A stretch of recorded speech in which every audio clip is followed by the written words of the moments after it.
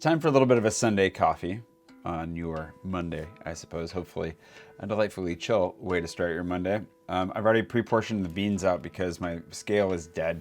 So we'll figure that out. This week, I'm pretty sure we had the Colombian last week, so I thought I'd go for this Kenyan, the Curating. I'm making, I believe, 20 grams here, so we have a nice small portion for each other. Hold on.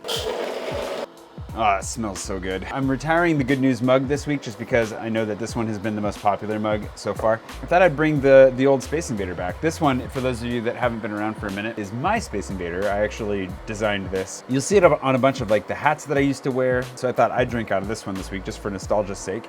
And if you're interested, maybe next week, I'll let you have this one. But today, as the title probably gives away, I thought I'd talk a little bit about the evolution of relationships. And oh boy, what a deep topic. I don't know, like there's too much to get through in just one coffee, obviously.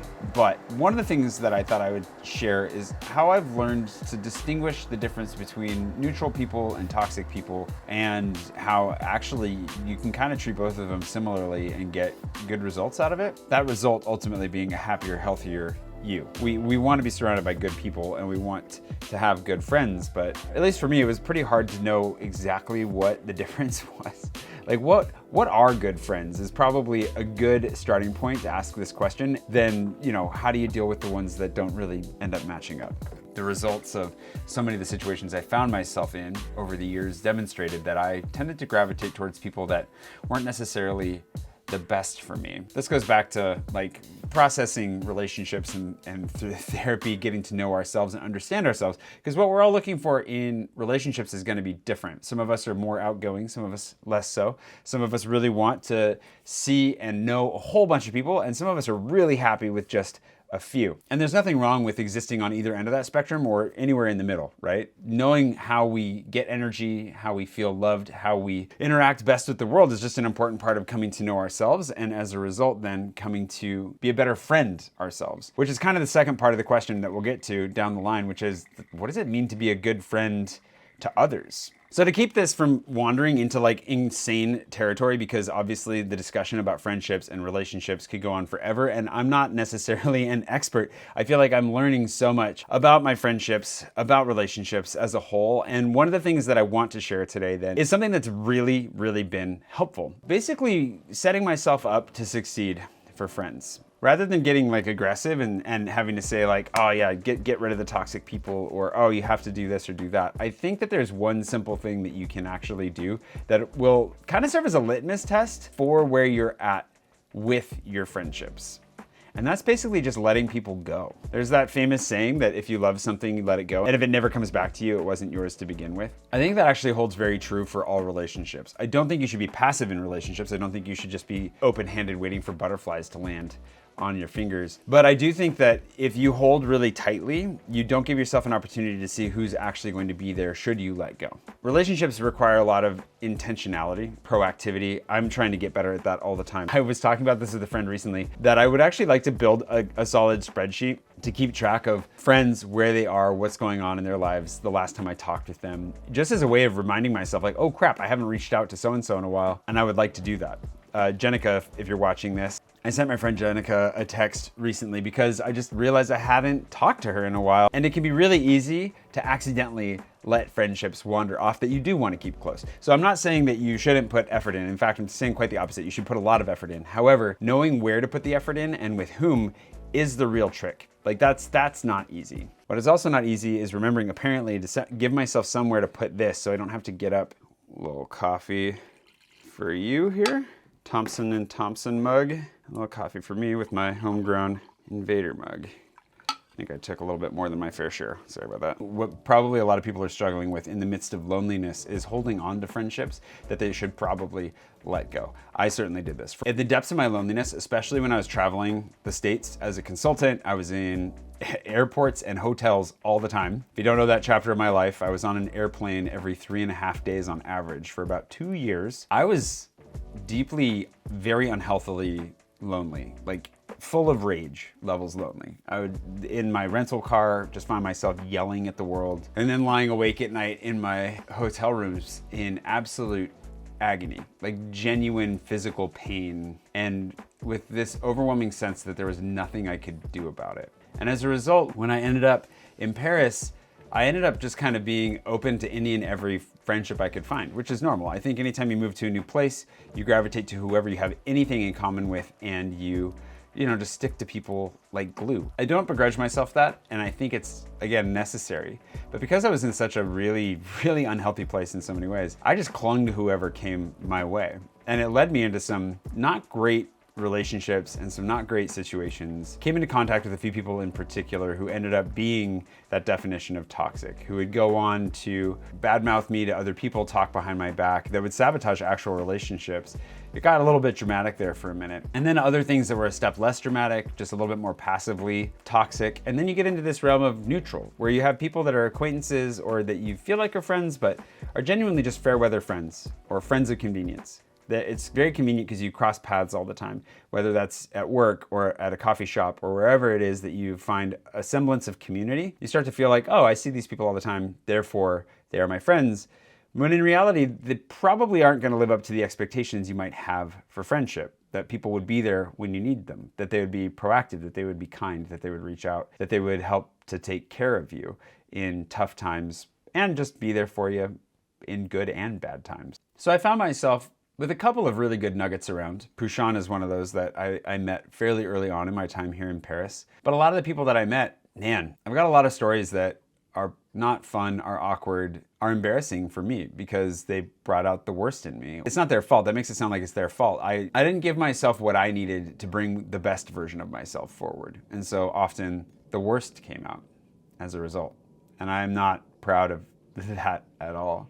And so the actual practical tip that I would have for this, especially if you're in a place where you're lonely and you feel like you really just need to hold on to whoever you have, is that if you hold on to those people, the people that are actually not doing you any favors, that might be toxic or simply might just be taking from you without giving back, you're not giving yourself the space to bring in new people that will give, that will be mutual, that will be good friends. We only have limited space in our lives. There's only a limited amount of space in our garden. And if we're letting plants grow that we don't want, that we really don't need, or that might actually be turning the ground fallow over time, then we're not going to have any space for flowers and for fruit. You only have so much space. There's only so much nutrient in the soil. And not to follow this garden analogy too far, but if you're not pulling weeds, you're not doing your garden any favors. And the number one way I think you can actually pull weeds, at least for me, is to just let go, is to just step back and see what happens. There were a lot of people that I felt like I was never going to be able to extricate myself from. Felt like I was going to have a friend breakup of some sort. By not putting in the effort that I was trying to put in to invest in these friendships, they naturally just went away. And again, I'm not here to call anybody bad or bad friends. A lot of times I think we're just not aligned. Like, everybody has people they get along with better than others. Everybody has a different way of going about living their life. There are definitely going to be people that are unhealthy and seek to spread that unhealth in their own ways. And I think that's where we get into the toxic terminology. But I think there are a lot of people that also simply don't live up to our expectations or can't. They're not the person that we need. They're not the friend that we need. And that doesn't make them bad or wrong or anything. It just means they're not a fit for you. And so I think anywhere on that spectrum, from people that are genuinely doing you harm to people that are just passively harming you because you're allowing that, because your expectations are putting yourself in harm's way, the best thing, I think one of the best things you can do is just take that step back and say, okay, let's see what happens. And most of those people just naturally kind of vanish. You might see them and they'll be like, oh, I haven't seen you in a while. Like, we should get together. And then you'll never hear from them again. And that can be really hard because if you put your hopes and your expectations on them for friendship, it can feel like a rejection. I think it does feel like a rejection. I know I struggled with that with a number of people that I was like, oh, this person could be a great friend. And then in the end, they could not. For whatever reason, it felt like something was wrong with me. It felt like I had failed. It felt like I wasn't good enough. It felt like I wasn't good friendship material. And I looked at it like, oh my gosh, like, what am I doing wrong? And thankfully I have good friends around who are there to remind me, no, you're a good friend and you can be a good friend. Just let them go. And once you let them go, it's amazing how much room you make in your life for people that you're going to actually enjoy being friends with. And it has an opportunity to properly grow. As a recovering people pleaser, the analogy that I've found the most useful is to think of it in terms of a dinner party. In my brain, when I was younger, I mean, up until probably 5 years ago, the way that I would always think about it was that everyone was welcome. Like I wanted to be loving and kind, generous and open, and welcome anyone to the dinner party. Like anybody was allowed in. But the problem is there's some people you let into a dinner party that are going to ruin the dinner party through being rude. Who knows what the heck is going on? Like if you allow certain people in consistently, there are a lot of people that are gonna start leaving the dinner party. They're not gonna come next time because they don't wanna be around these people that you've let in indiscriminately. While I wanna be as open and inclusive as possible, I think it's also an apt analogy simply for friendships and relationships. If you have people in your orbit that are toxic, that are actually doing you harm, or just seem to be sapping energy off of you, it's not providing a really good environment for new, good, healthy friendships to come in and to grow. For one, you're not bringing your best self, because if people are poisoning you or they're just sapping your energy, you're poisoned and weak. And so you're probably not the fullest version of yourself to attract the friends that you otherwise could.